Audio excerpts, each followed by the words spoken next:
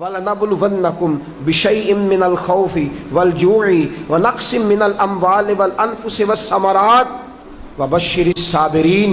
فرمایا میں ضرور تمہیں آزماؤں گا، میں ضرور تمہیں آزماؤں گا، خوف دے کر، جانوں مالوں پھلوں کی کمی دے کر، اور اگر تم نے صبر کیا تو میرے محبوب انہیں جنت کی اور میری رحمت کی خوشخبری سنا دیجئے۔ اگر کوئی نیک بیمار پڑ جائے تو اس کی اللہ آزمائش فرما رہا ہوتا ہے، اس کی اللہ آزمائش کرتا ہے، اللہ تبارک و تعالیٰ اس پر فضل فرماتا ہے، اس کی آزمائش کرتا ہے۔ پھر ان مصیبتوں پر جو شخص صبر کرے، رب فرماتا ہے اگر میری رضا پہ راضی ہو گیا تو ان اللہ مع الصابرین، باقی نیکیوں پر میں ثواب دیتا ہوں، اور جو کوئی صبر کرتا ہے رب فرماتا ہے میں اس کا بن جایا کرتا ہوں، صبر کرنے والوں کے ساتھ ہو جاتا ہوں۔ اور جب اللہ آزمائش ڈالتا ہے نا تو جو کام سیدھے ہوتے ہیں وہ بھی الٹے ہونے شروع ہو جاتے ہیں۔ جب خدا کی طرف سے وَلَنَبْلُوَنَّكُمْ بِشَيْءٍ مِّنَ الْخَوْفِ وَالْجُوعِ وَنَقْصٍ مِّنَ الْأَمْوَالِ وَالْأَنفُسِ وَالثَّمَرَاتِ، جب اللہ کی طرف سے آزمائش آتی ہے، جب انسان پر اللہ کی طرف سے کوئی چیز نازل ہوتی ہے، آپ سونے کو ہاتھ رکھتے ہیں تو مٹی ہو جاتی ہے، آپ کسی طرف بھی، بہت سے دوست آ کے کہتے ہیں جی قدم آگے اٹھاتا ہوں جاتا پیچھے ہے، کیا کروں؟ تو میں اکثر عرض کرتا ہوں کہ تھوڑے دن قدم اٹھانا ہی چھوڑ دیں، کیا کریں؟ بیٹھ کے اللہ اللہ کریں، صبر کریں، دعا کریں۔ کچھ وقت انسان پر ایسا ہوتا ہے، تلک الایام نداولها بین الناس، جو اللہ نے انسان کے دن بدل کے رکھنے ہوتے ہیں، کچھ وقت ایسا ہو، پھر ایک وقت آتا ہے کہ وہی انسان مٹی میں ہاتھ رکھتا ہے تو اللہ اسے سونا بنا دیتا ہے۔ رب آزمائش کرتا ہے، رب آزماتا ہے۔ جو لوگ مصیبتوں پر صبر کرتے ہیں، جو لوگ مصیبتوں پر صبر کرتے ہیں، سید عالم نور مجسم شفیع معظم صلی اللہ تعالی علیہ وسلم نے فرمایا، رب فرماتا ہے ایک بندہ اللہ کی بارگاہ میں کھڑا ہوا، قیامت کا دن ہے، فرشتے نامہ اعمال کھولنے لگے۔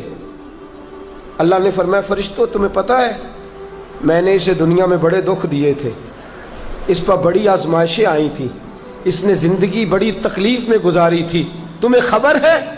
یا اللہ ہم جانتے ہیں، بڑا صابر ہے، بڑا صابر ہے، اس نے صبر کے ساتھ وقت گزارا، صبر کے ساتھ اپنے اوقات کو طے کیا۔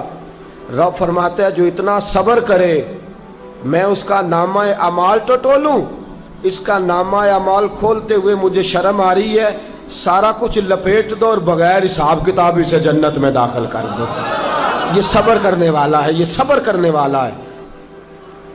بڑی خوبصورت حدیث، بڑی، بخاری شریف میں موجود ہے۔ بخاری شریف کی یہ حدیث ایسی ہے جسے میں جب بھی پڑھتا ہوں میں چوم لیتا ہوں۔ حدیث کیا ہے؟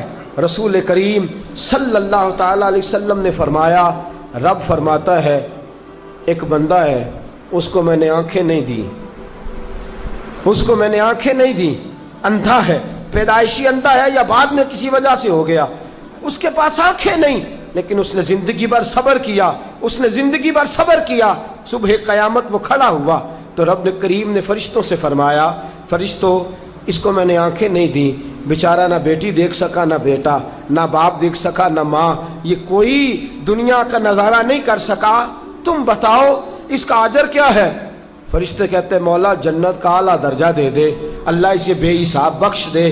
تو رب فرماتے اس نے ساری زندگی بغیر آنکھوں کے صبر کیا ہے، اسے صرف جنت نہیں ملے گی بلکہ آج اسے اس کا رب اپنا دیدار بھی کرائے گا۔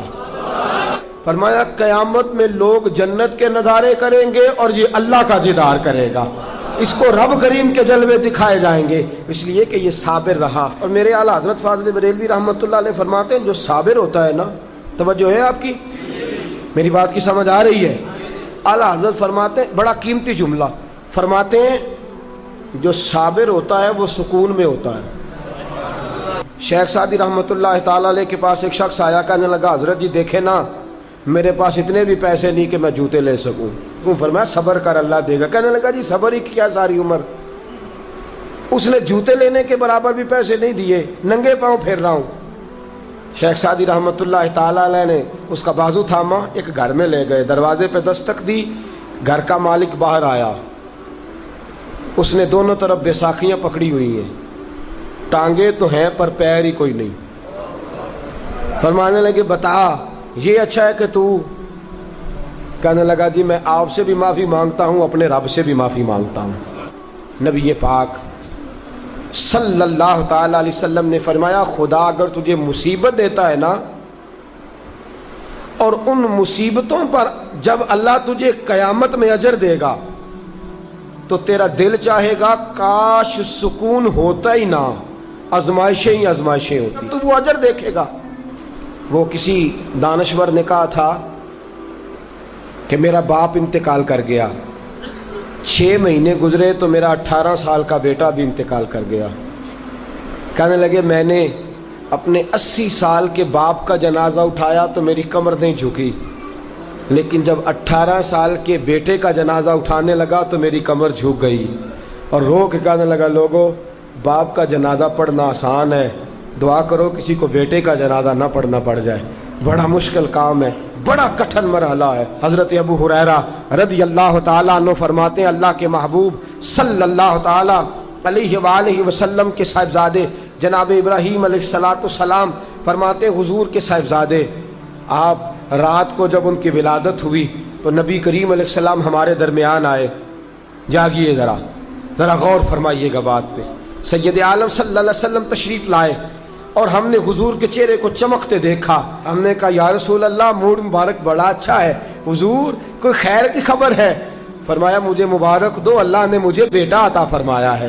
فرماتے ہیں اگلے ہی دن، ایک روایت ہے کچھ عرصے کے بعد، ایک روایت ہے اگلے ہی دن ظہر کے بعد میرے محبوب نے پیار کرنے کے لیے بیٹا اٹھایا اور صاحبزادے کی سانسیں اکھڑنے لگی۔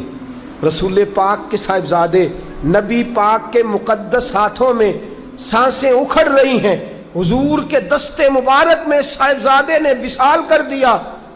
آنکھیں بند کی تو نبی کریم کی مقدس آنکھوں میں آنسو آئے۔ رات خوشی تھی، رات حضور مبارکیں وصول کر رہے تھے، رات مسکرا رہے تھے، ایک ہی تو رات گزری ہے، 24 ہی تو گھنٹے ہوئے ہیں، آنکھوں میں آنسو بھر آئے ہیں۔ حضرت عبداللہ ابن عمر رضی اللہ تعالیٰ عنہ عرض کرتے ہیں یا رسول اللہ آپ رو رہے ہیں؟ حضور صاحبزادے کا انتقال ہوا تو رو رہے ہیں؟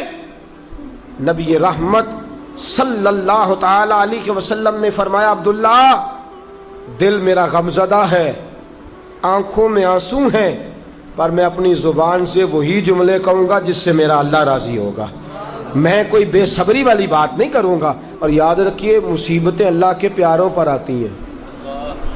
500 سال فرعون نے دعویٰ خدائی کیا ہے معاذ اللہ، 300 سال فرعون کا حال یہ تھا کہ ننگے پاؤں کانٹوں پہ چلتا تھا، پر اس کے پیر میں کانٹا بھی نہیں چبھتا تھا۔